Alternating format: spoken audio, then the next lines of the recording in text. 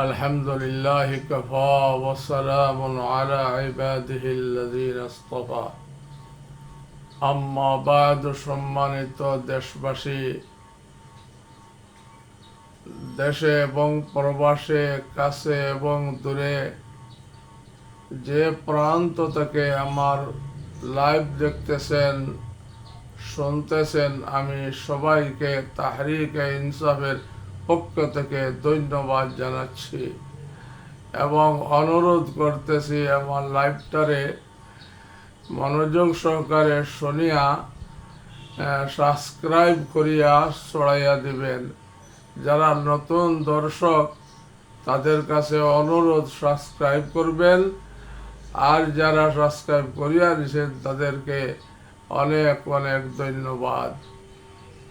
আমি আপনাদের খিদমতে আসছি আপনার মাননীয় প্রধান উপদেষ্টা জনাব ইউনূস সাহেবের খেদমতে কিছু বক্তব্য বলার জন্য। আমরা দেখতেছি দেশের অবস্থা অত্যন্ত নাজুক। আমি এবং সোশ্যাল মিডিয়ায় আজকে থেকে 5-6 মাস আগ থেকে বলিয়ে আসতেছি যে ভালো ভালো উপদেষ্টা বৃন্দ আপনি নিয়োগ দেন, নিয়োগ দিয়া এই দেশে একটা শান্তির দেশ বানান, কিংবা প্রত্যেক দল থেকে 2-4জন করিয়া একটা জাতীয় সরকার গঠন করেন, আর সম্মিলিত হইয়া আপনার দেশে গঠন করার জন্য আপনার কাজ করতে থাকেন। এই দুইটা প্রস্তাব আজকে 5-6 মাস আগ থেকে বলি আসতেছি, কিন্তু জনাব ইউনূস সাহেব আমাদের এই পালসটা বুঝতেছেন না, আমাদের কথাটা শুনতেছেন না, যার কারণে একটার পর একটা বিপদ আসতেছে। বিগত সরকারের পক্ষ থাকিয়া জায়গায় জায়গায় লোক বসিয়া আছে এই দেশে কার্যকর করার জন্য, বিভিন্ন রূপ ধারণ করিয়া, গুপ্ত হত্যা করিয়া, সন্ত্রাস, রাজধানী, চুরি, ছিনতাই, ডাকাতি, এই সবগুলা বিগত সরকারের লোক দিয়ে আপনার করাইতেছে।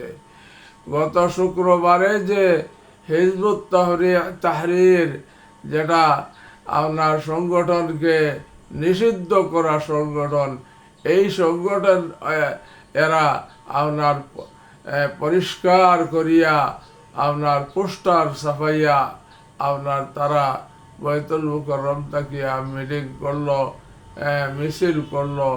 পুলিশ এবং আর্মি কোনো বাধা দিতে, এই সামান্য বাধা দিছেন, কিন্তু তাদেরকে নির্বিঘ্নে আপনার মিছিল করতে দেওয়া হয়েছে। এরা তো নিষিদ্ধ সংগঠন, এদেরকে আপনার চিহ্নিত করিয়া ভিডিও ফুটেজ আছে, এদেরকে চিহ্নিত করিয়া অনতি বিলম্বে এদেরকে গ্রেফতার করিয়া আইনের আওতায় আনিয়া এদেরকে আপনার উপযুক্ত শাস্তি দেওয়া হোক, কারণ এরা দেশের ভাবমূর্তি নষ্ট করতেছে। আমি জনাব ইউনূস সাহেব, মাননীয় উপদেষ্টা ইউনূস সাহেবকে আবার আরজ করতেছি, আপনি মেহরবানি করিয়া সব দলকে লইয়া বসেন, আর বসিয়া সবাই কাছে, আপনি নর্ম ভদ্র একজন মানুষ, আপনি সবাইকে বসিয়া আপনার পরামর্শ করেন কিভাবে ফ্যাসিস্ট সরকার আর যেন আরিয়া বাংলাদেশে ঢুকতে না পারে, ফ্যাসিস্ট সরকারের কোনো তৎপরতা বাংলাদেশে চলতে না পারে। আপনি যে আপনার ডেভিল হান্ট পরিচালনা করতেছেন আর্মি, পুলিশ, যৌথ বাহিনী দিয়া, কিন্তু তাও কোনো কাজে আসতেছে না, এরা কাজ করতেছে না, যার কারণে যে আগের সমস্যা ছিল এই সমস্যা এখনো রয়ে গেছে। এই জন্য আপনার কাছে অনুরোধ, আমি 5 মাস আগ তাকিয়া বলিয়াছিলাম যে আপনি 50,000 আপনার পুলিশ আপনার 1 মাস ট্রেনিং দিয়া নিয়োগ দেন, আর এদেরকে একটা এলিট ফোর্স হিসাবে বানান। আর পুরানো আপনার পুলিশের সাথে এদেরকে দিয়া আপনার এদেরকে প্রমোশন দিয়া আপনার দেশকে পরিচালনা করবেন। এইটা আপনার কাছে 5 মাস আগ থেকে আরজ করছিলাম, কিন্তু আপনি কারোর কথা শোনেন না। আপনি আপনার আপনি আপনার মন মতো কাজ করতেছেন। এই জন্য আপনি আরেকটা কিংস পার্টি গঠন করাইতেছেন, যে ছাত্রদেরকে নিয়ে আপনি বলতেছেন, আপনি বলিয়া ধরা হয়েছেন, আপনি বলছেন ছাত্ররা নিয়ে আমাকে এই আসনে বসাইছেন। ছাত্ররা কেন আনবে? এই যে বিপ্লব ঘটাইছে কি শুধু ছাত্ররা ঘটাইছে? সমস্ত দল মিলিয়া, সমস্ত দলের লোক। আপনি তালিকা প্রকাশ করেন, কওমি আলিয়া মাদ্রাসার প্রায় 84 জন ছাত্র শাহাদত বরণ করছে, এবং আপনার বিএনপির অনেক লোক শাহাদত বরণ করছে। সম্মিলিত হইয়া এই আপনার বিপ্লবটা সাধন করিয়া আজকে আপনি চেয়ারে বসছেন। কিন্তু এই যে ছাত্ররা তাদের নতুন দল করার কারণে তারার মধ্যেও বিভ্রান্তি সৃষ্টি হয়েছে। এক দল বিএনপির মধ্যে এক গুরু আরেক গুরুর মধ্যে কাদা ছুড়াছুড়ি করতেছেন, এক দল আরেক দলের মধ্যে কাদা ছুড়াছুড়ি, হিংসা বিদ্বেষ করতেছেন, মারামারি কাটাকাটি। এটা নিত্যদিনের আপনার একটা ঘটনা হইয়া দাঁড়াইছে। এই জন্য দেশকে নিরাপদ রাখেন। আর আপনি 6টা কমিশন গঠন করছেন, আপনি অনতি বিলম্বে এই কমিশনগুলাকে দ্রুত কার্যকর করিয়া এই রমজান মাসে আপনি কমিশন গঠন করিয়া কমিশনের কাজ শেষ করেন। আর রমজানের পরের মাসে এপ্রিলে আপনি বিচার কাজ আরম্ভ করেন। যাদেরকে গ্রেফতার করছেন এদের বিচার কার্যে আন্তর্জাতিক আদালতে বিচার করতে আপনার কি অসুবিধা? আপনি বিচার কাজ কেন আরম্ভ করেন না? আন্তর্জাতিক আদালতে আপনি এই বিচার কাজটা করেন।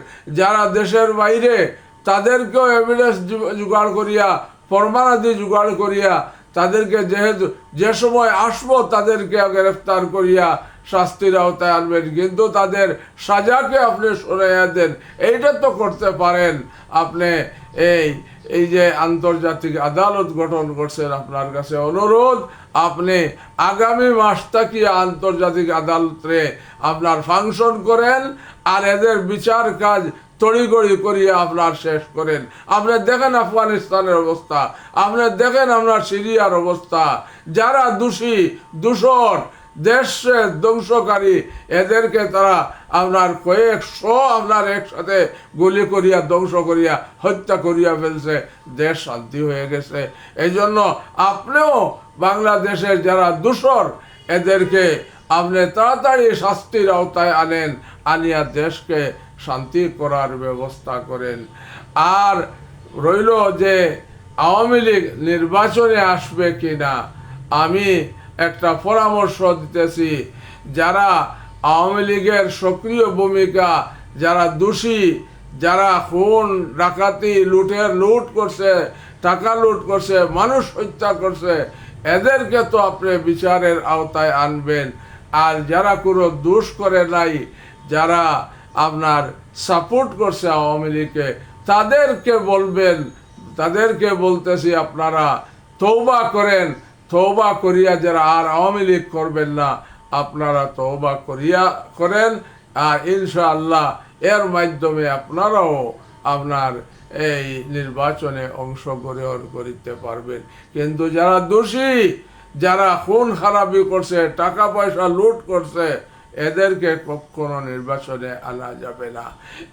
এবং আপনার শাপলা চত্বরের গণহত্যা, পিলখানার গণহত্যা, মোদী আন্দোলন বিরোধী আন্দোলনের গণহত্যা, জুলাই আগস্টের গণহত্যা, এদের বিচার করতেই হবে। এদের বিচার না করিয়া আপনি আপনার নির্বাচন দিতে পারবেন না। আপনি সম্মিলিত সবাইকে ডাকিয়া কিভাবে জেনারেল ওয়ার্কার সবকেও ডাকেন, উনিও আপনার সক্রিয়ভাবে অংশগ্রহণ করিয়া দেশে কিভাবে শান্তি রাখা যায়, দেশের ভাবমূর্তি কীভাবে উজ্জ্বল করা যায় এইটার চেষ্টা করেন। রমজান মাস আমরা বেশি করি আল্লাহর কাছে কান্নাকাটি করি, আল্লাহর কাছে দোয়া করি যে আমাদের দেশে শান্তির দেশ বানাইয়া দেব, আমাদের দেশে একজন প্রকৃত ইসলামী একজন শাসক আল্লাহ পাকে নিযুক্ত করিয়া দেন। এই আবদার আপনার খেদমত আরজ করিয়া আপনার ছোট্ট করিয়া আরজ করতেছি। আমার লাইভটা যারা দেখছেন শুনছেন তারা শেয়ার করিয়া ছড়াইয়া দিবেন, আর যাদের কাছে শেয়ার করি ছড়াইয়া দিবেন তাদেরকে বলবেন একটা সাবস্ক্রাইব করার জন্য। এই আবদার জানিয়ে আমার লাইভ শেষ করতেছি। খুদা হাফিজ। আসসালামু আলাইকুম ও রহমতুল্লাহ। পবিত্র রমজান এই আপনার মাসে সবাই বেশি বেশি করে দোয়া করি, রমজানের ফজিলতে হাসিল করার চেষ্টা করি। আগামী রমজান আমরা পাইব কি না, এই জন্য এই গনিমত হিসাবে এই রমজানকে আমরা রমজানের কদর করি, আর রমজানে বেশি বেশি করি আল্লাহ দেশের নিরাপদ রাখার, দেশ নিরাপদ রাখার জন্য, দেশের মানুষ নিরাপদ রাখার জন্য আমরা সবাই দোয়া করি। আসসালামু আলাইকুম ওয়া রাহমাতুল্লাহ।